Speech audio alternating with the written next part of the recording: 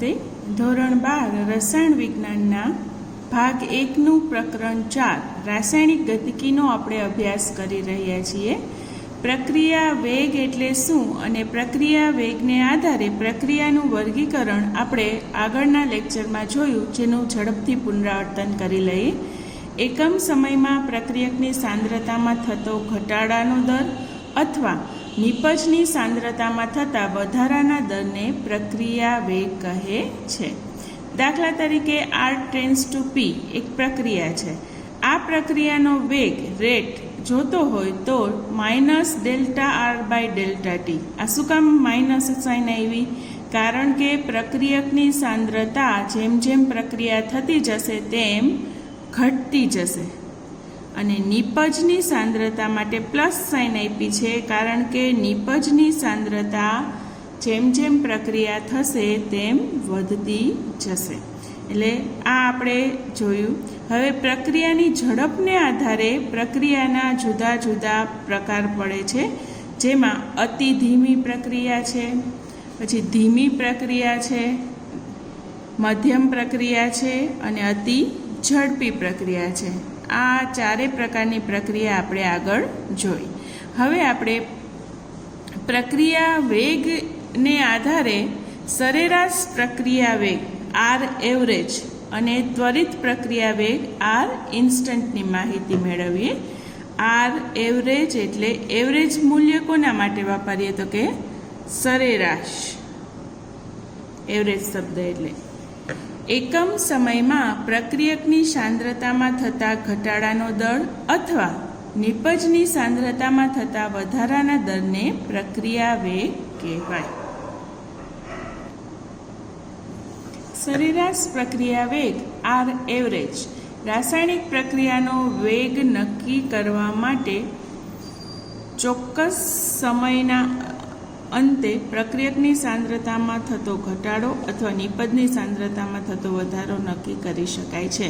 માની લો કે પ્રક્રિયા શરૂ કરી છે તો 1 કલાક પછી પ્રક્રિયક કેટલો બચ્યો છે અને નિપજનું કેટલું નિર્માણ થયું છે. ઔદ્યોગિક એકમોમાં વિદ્યાર્થી મિત્રો આ માહિતી ખાસ જરૂરી છે કે કોઈ પ્રક્રિયા મૂકી દીધી છે બનવા, હવે એ પ્રક્રિયાને અંતે જો નિપજનું નિર્માણ ન થતું હોય તો આર્થિક રીતે ન પરવડે અને નિપજ ધીમી બનતી હોય તો પણ પ્રક્રિયા પૂર્ણ થવામાં ઘણો સમય લાગે. એટલે કેટલા સમયમાં કેટલી નિપજ બને છે ને એ તો જાણવું જરૂરી જ છે.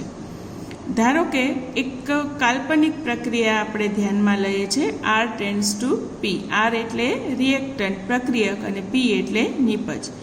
1 મોલ પ્રક્રિયક R 1 મોલ નિપજ P ઉત્પન્ન કરે છે.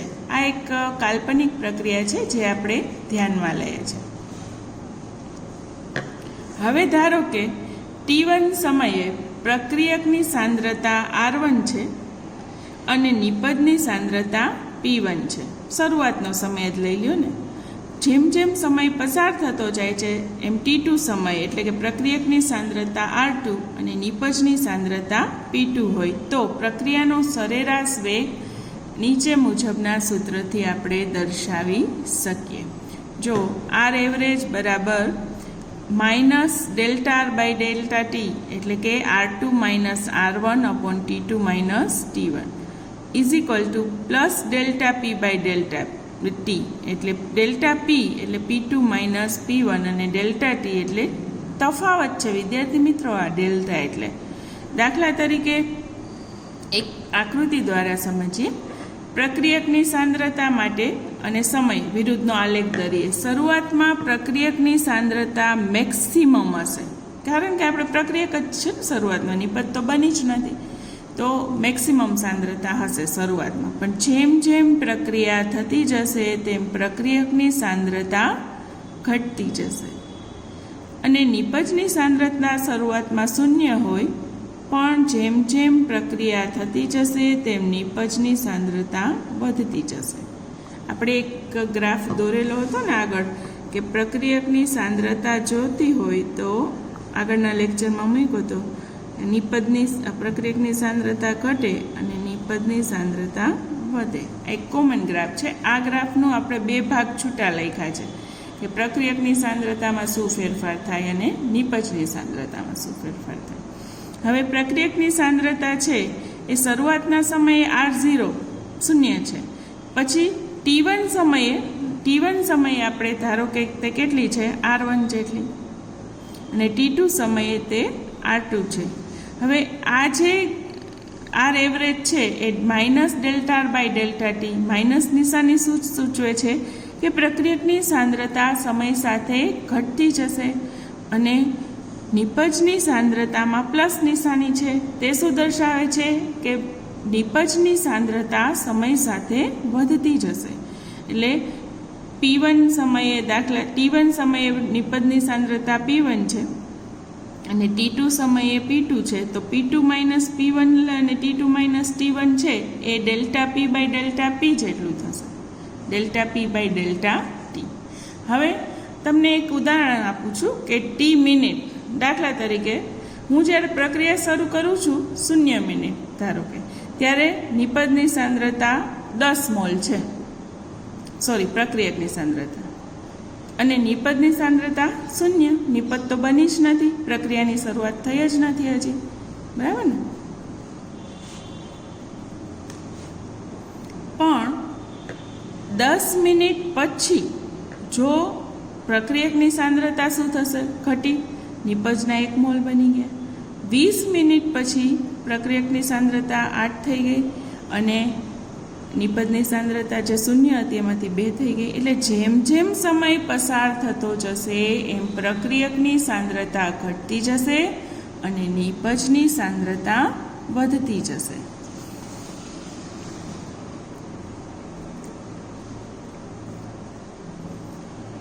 R એવરેજનું મૂલ્ય પણ ગણી શકાય. જો રેફરન્સમાં એક દાખલો મૂક્યો હતો કે શરૂઆતમાં R1 છે,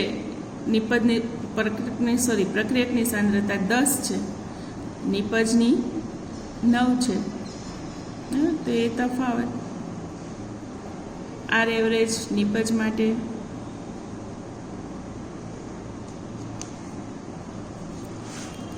હવે આપણે ત્વરિત વેગ, ઇન્સ્ટન્ટ વેગનો અભ્યાસ કરીએ. ત્વરિત વેગ એ કોઈ ત્વરિત સમયે નક્કી કરવામાં આવે છે.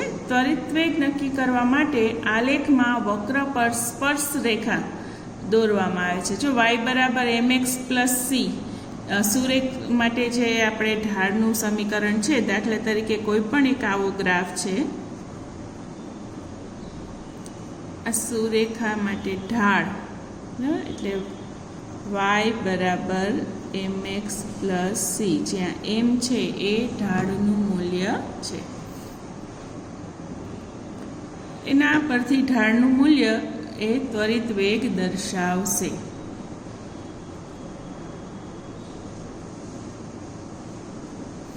હવે પ્રક્રિયકની સાંદ્રતા વિરુદ્ધ સમય અને નિપજની સાંદ્રતા વિરુદ્ધ સમયનો આલેખ દર્શાવ્યો છે. આમાં શરૂઆતમાં પ્રક્રિયકની સાંદ્રતા મહત્તમ હશે, કારણ કે ત્યાંથી જ આપણે પ્રક્રિયા શરૂ કરીએ છીએ, પણ જેમ જેમ સમય પસાર થતો જશે એમ પ્રક્રિયકની સાંદ્રતા ઘટશે અને નિપજની સાંદ્રતા વધતી જશે. આ જે રેખા છે એનો ઢાળ લઈએ તો ઢાળ છે એ -dr/dt બરાબર થશે, અને અહીંયાનો ઢાળ છે તે +dp/dt થશે. એટલે આ છે એ ઢાળનું મૂલ્ય છે. ઢાળનું મૂલ્ય છે એ માઇનસ નિશાની વડે દર્શાવેલું છે. હવે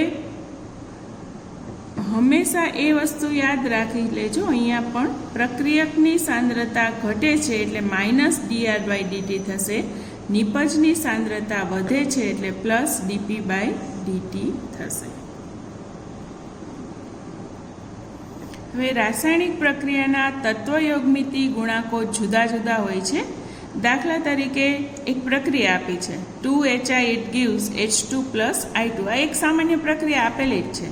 હવે આ પ્રક્રિયા માટે વેગ લખવો હોય તો આ પ્રક્રિયામાં HI નો વેગ સહગુણક કેટલો છે તો કે 2. તો આવી રીતે 1/n dr/dt. n શું છે એ સહગુણક છે, અહીંયા કેટલો છે સહગુણક 2, માઇનસ નિશાની શું કામ આવી? કારણ કે પ્રક્રિયક છે, આપણે ખબર છે કે એરોની ડાબી બાજુ એ પ્રક્રિયક છે અને જમણી બાજુ એ નિપજ છે. એટલે આનો વેગ લખવો હોય વેગ સમીકરણ તો -1/2 dhi/dt. hi છે આર એક કોમન પ્રક્રિયક છે. અહીંયા પ્રક્રિયક કોણ છે તો કે hi, તો hi લખવાનું, બરાબર. હવે નિપજમાં જુઓ તો dh2/dt, અહીં કોઈ સહગુણક નથી એટલે નથી લખેલો, અહીં પણ કોઈ સહગુણક નથી. અહીંયા પ્લસ નિશાની આવશે કારણ કે આ નિપજ છે. નિપજની સાંદ્રતા પ્રક્રિયક સાથે વધશે. બીજી આવી પ્રક્રિયા છે 2NO + O2 it gives 2NO2. વેગ બરાબર જુઓ NO અને O2 શું છે? પ્રક્રિયક. તો એની સાંદ્રતાનું સમીકરણ લખવા માટે માઇનસ નિશાની આવશે અને NO2 શું છે? નિપજ. નિપજ માટે પ્લસ.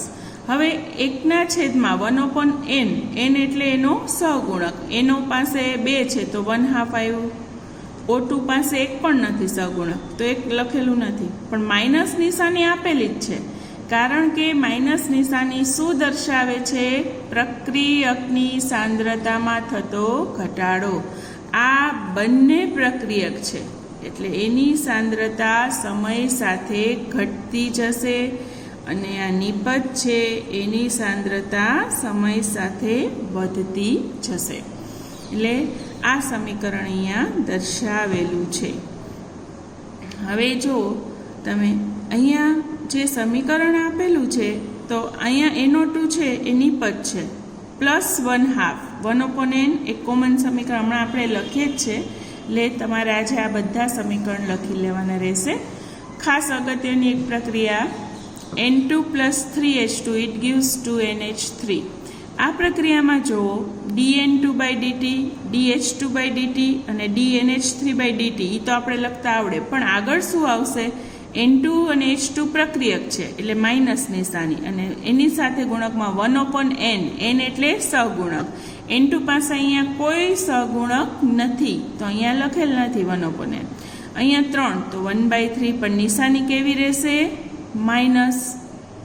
અહીંયા 2 છે સહગુણક એટલે 1/n, n બરાબર 2 સહગુણક એટલે 1/2 dNH3/dt. હવે એક પ્રક્રિયા આપેલી છે એ પણ જોઈ લઈએ. આ પ્રક્રિયા તમને આપેલી જ છે, એના ઉપરથી તમારે એનો પ્રક્રિયા વેગ નિયમ લખવાનો છે. તો આપણે શું કરશું કે આ જે 5 અગત્યની પ્રક્રિયા છે એ આજે 3 વખત લખી નાખશું જેથી કરીને એ આપણે યાદ રહી જાય. 5Br- + BrO3 + 6H+ it gives 3Br2 + 3H2O.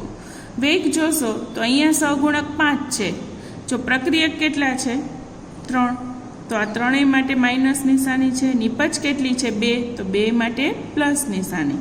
હવે અહીંયા સહગુણક 1/n દર્શાવવાનું છે તો સહગુણક છે 5 તો 1/5. અહીંયા 1 પણ નથી. અહીંયા 1/6, અહીંયા 1/3, અહીંયા 1/3. આ બંનેમાં નિશાની કેવી છે? પ્લસ. આ ત્રણેયમાં માઇનસ.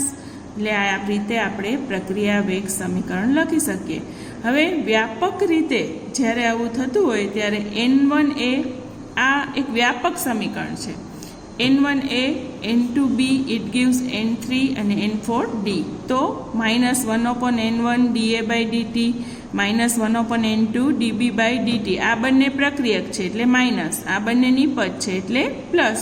છેદમાં સહગુણક લખી નાખવાનો. હવે એક MCQ પ્રકારનો પ્રશ્ન છે.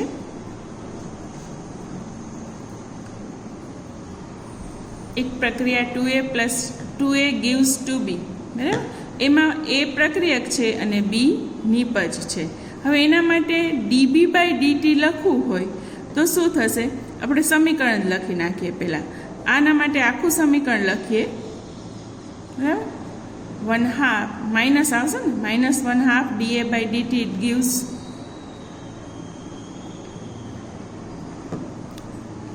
3B છે. આ 2A ઇટ gives 3B છે એટલે +1/3 dB/dt. હવે dB/dt ને સૂત્રનો કરતા બનાવીએ તો અહીંયા જશે 3 એટલે -3/2 dA/dt એટલે જવાબ મળી જશે.